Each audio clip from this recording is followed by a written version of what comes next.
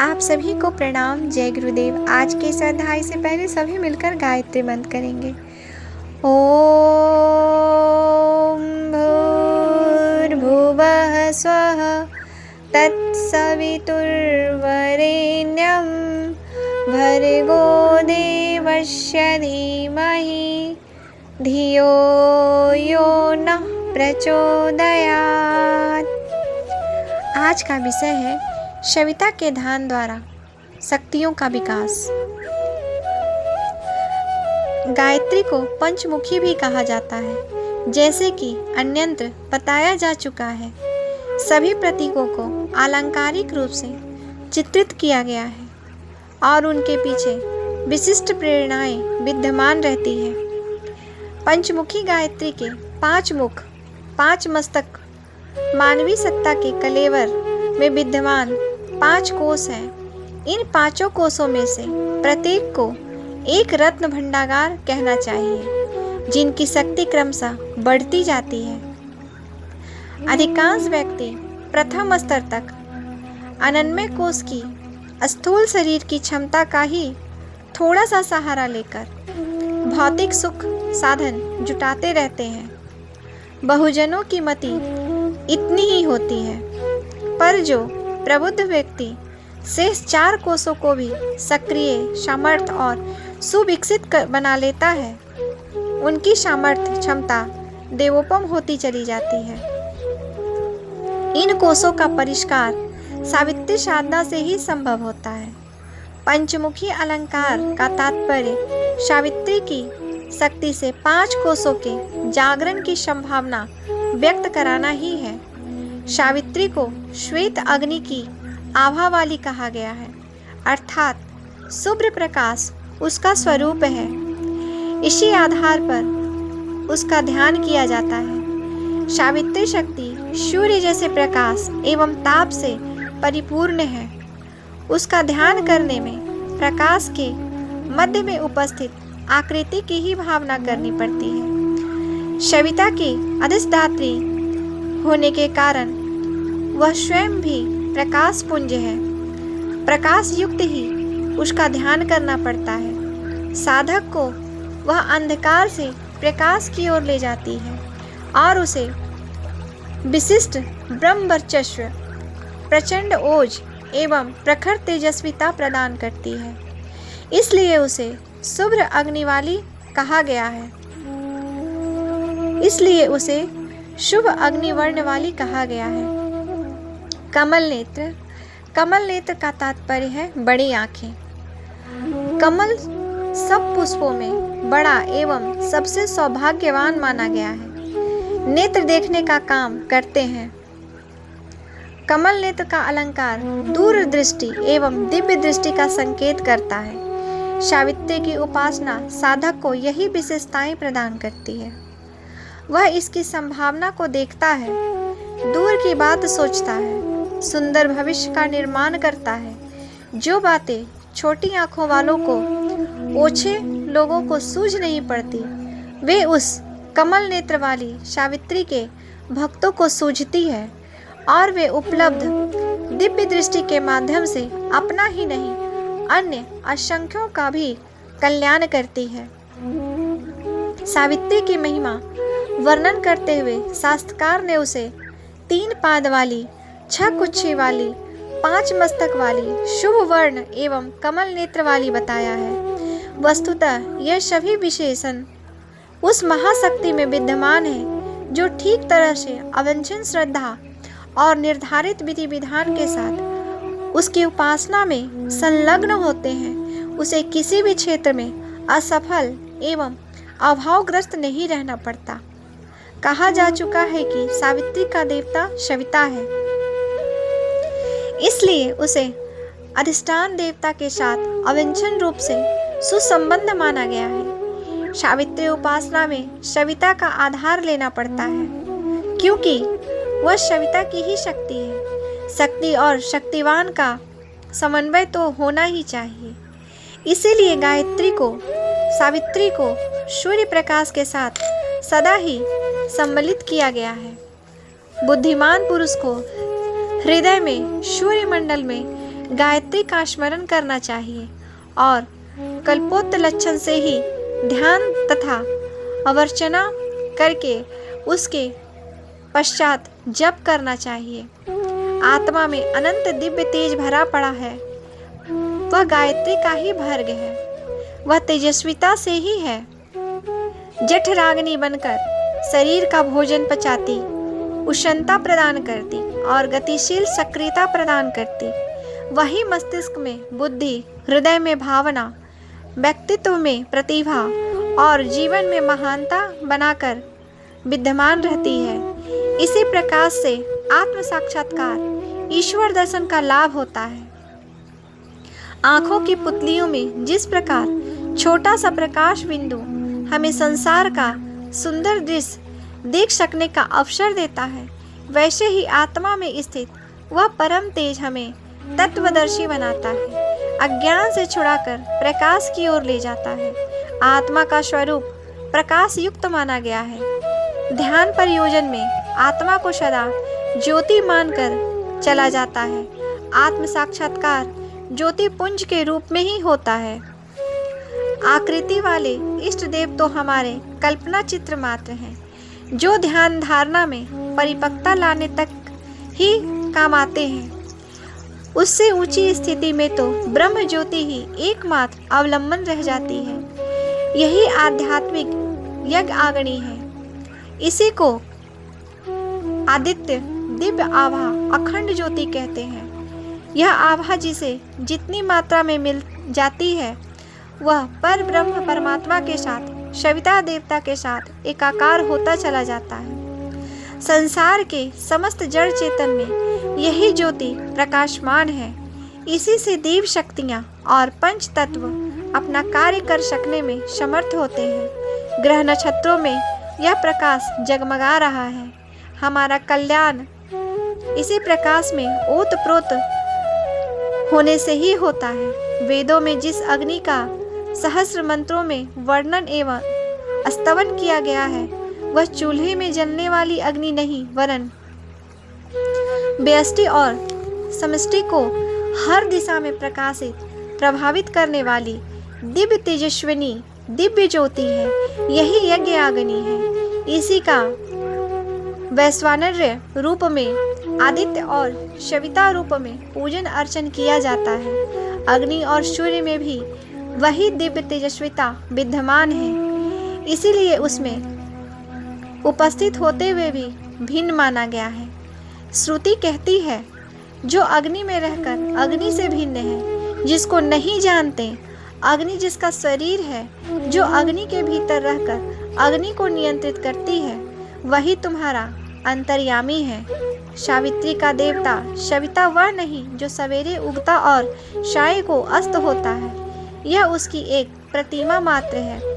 सूर्य आवरण है और सविता उसकी आत्मा, जो सर्वत्र प्रकाश, जीव जागृत चेतना उत्पन्न करता है। वह सविता है जो दृश्य सूर्य में भी गुण है, पर आत्मा में इन विशेषताओं का प्रेरक एवं संस्थापक सविता पर ब्रह्म परमात्मा ही है। सावित्री उसी का आवेशन शक्ति है। इन दोनों का अनुश्रयित संबंध है। एक का कार्य दूसरे पर पूर्णतया निर्भर है। एक देवता है, दूसरा देवी। एक प्राण दो शरीर की तरह, दोनों को अविभाज्य ही समझना चाहिए। सावित्री गायत्री के माध्यम से ही सविता पर ब्रह्म तक हमारी पहुंच हो सकती है। माता के द्वारा ही पिता से संबंध और परिचय होता है। आज का विषय है ज्योति अवतरण की साधना। ब्रह्म वर्चस्व को, ब्रह्म तेज को प्राप्त करने के लिए उच्च स्तरीय अनेक साधनाएं हैं। उनके विधि विधान और महत्व अलग अलग हैं।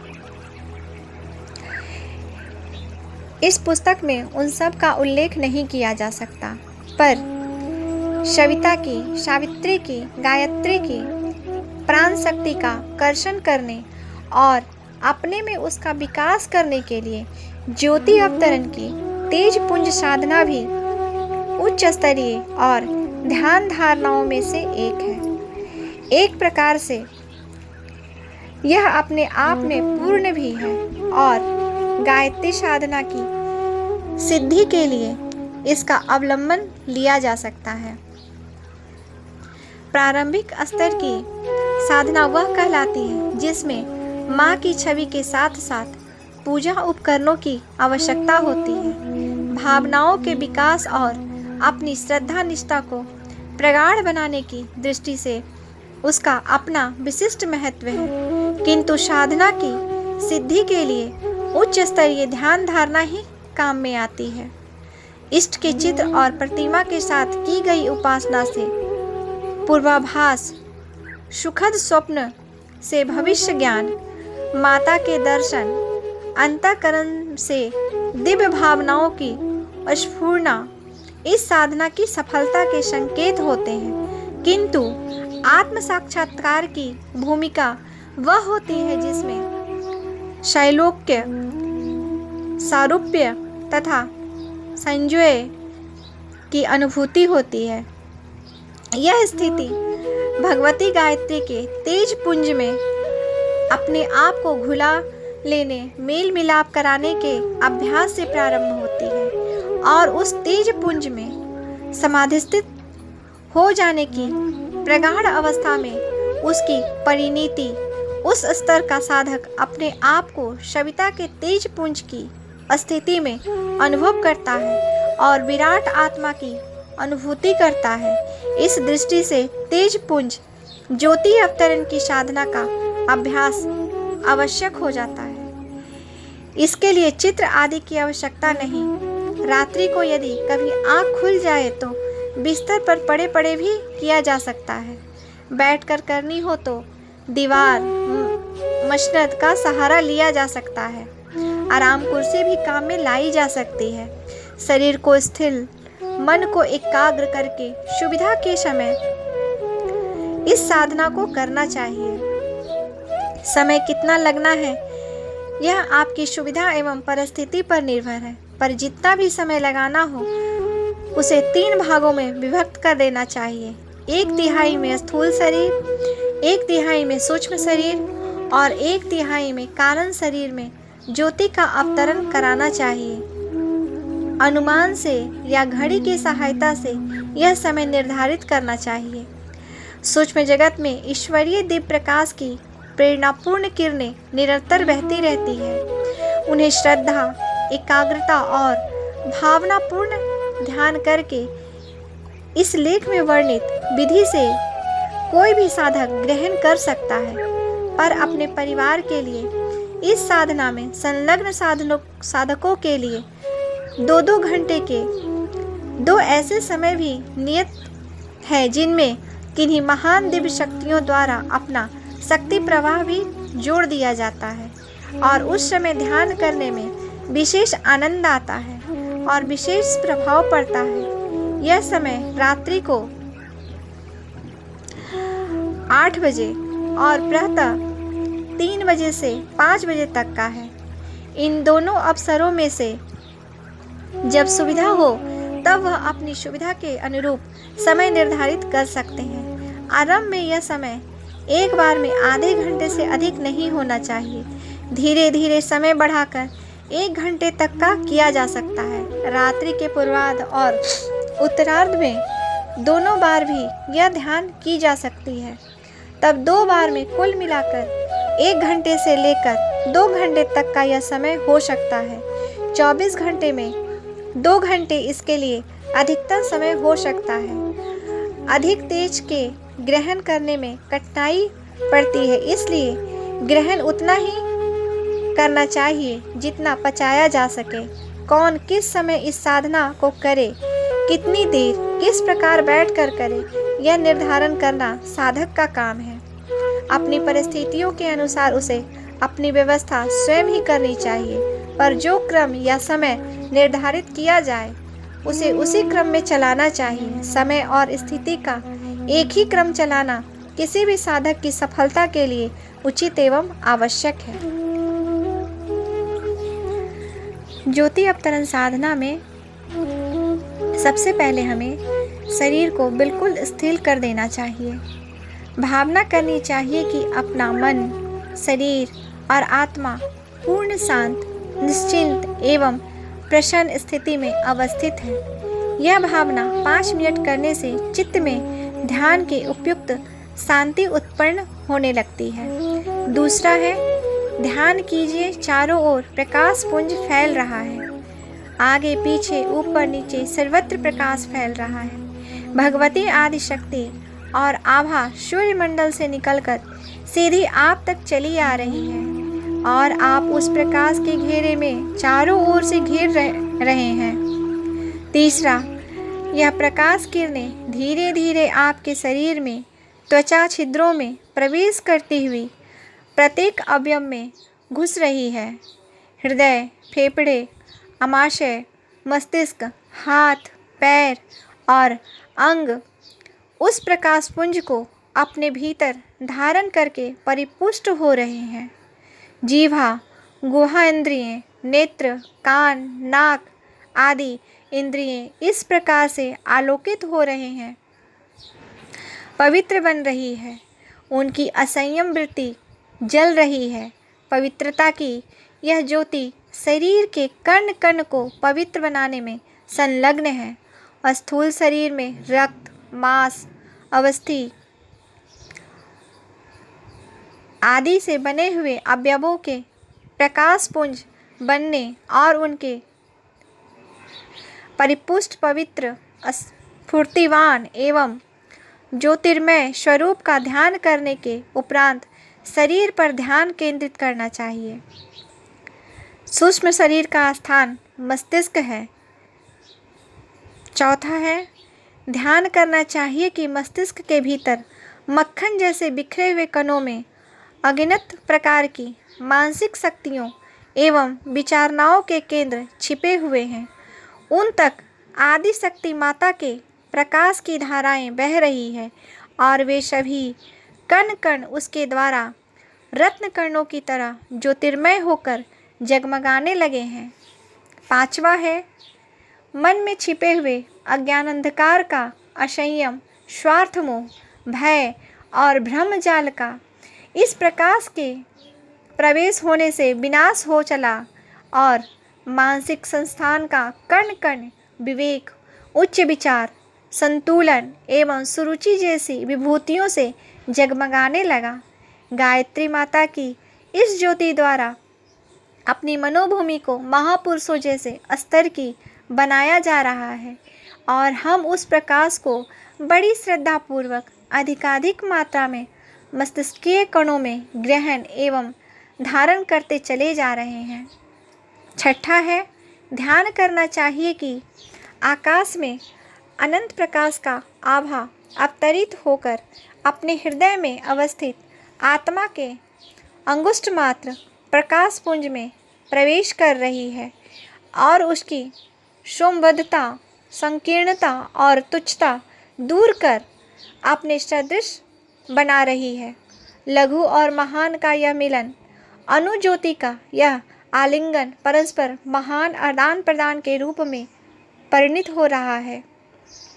सातवां है, जीवात्मा का लघु प्रकाश परमात्मा के परम प्रकाश से लिपट रहा है और दीपक पर जलने वाले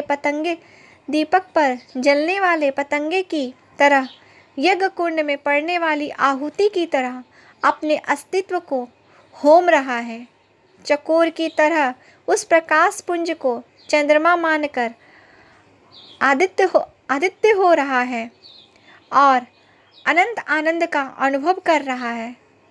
आठवां है, इस मिलन के फलस्वरूप अंतःकरण में संभावनाओं की हिलोरें उठ रही हैं। आकांक्षाएं, आदर्श एवं उत्कृष्टता परिपूर्ण हो चली है। ईश्वरीय संदेश और आदेशों पर चलने की निष्ठा परिपक्व हो रही है। विश्व के कण कण में पर ब्रह्म को ओतप्रोत देखकर वसुदेव कुटुंबकम की भावना प्रबल हो रही है और सेवा धर्म अपनाकर ईश्वर भक्ति के मधुर रसास्वादन की उमंग उठ रही है। आत्मा की महिमा के अनुरूप अपनी विचारणा और कार्य पद्धति रखने का निश्चय प्रबल हो रहा है। नवा है, अनंत प्रकाश के आनंदमय समुद्र में स्नान करते हुए आत्मा अपने आप को धन्य एवं कृत्य हुआ अनुभव कर रही है। इस संसार में जीवन को सफल बनाने की सबसे बड़ी शक्ति आध्यात्म में भी ही है। उसी के द्वारा मनुष्य अपने को पहचान सकता है और समस्त प्राणियों को एक ही महाशक्ति का समझकर उसके साथ अपनत्व का अनुभव कर सकता है। इस तरह की भावना हमारी शक्ति को अनेक गुना बढ़ा देती है। ज्योति अवतरण की साधना में मनुष्य इस सर्वव्यापी आत्म तत्व की वास्तविकता को बहुत कुछ अनुभव कर सकता है।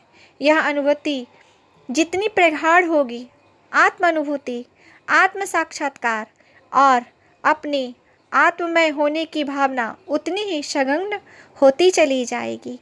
आज के लिए यहीं तक। आप सभी को प्रणाम। जय गुरुदेव। आज ये पुस्तक समाप्त हो गई है। अगली बार हम गुरु गीता का स्वाध्याय करेंगे और आप सभी से प्रार्थना है मेरी कि ज़रूर उस पुस्तक को सुनें और गुरु के बारे में हमें बहुत कुछ जानने के लिए मिलेगा कि हमारे गुरु हमारे लिए क्या नहीं कर सकते हैं। इन सभी की जानकारी उस पुस्तक में आपको मिलेगी। आप सभी को प्रणाम। जय गुरुदेव।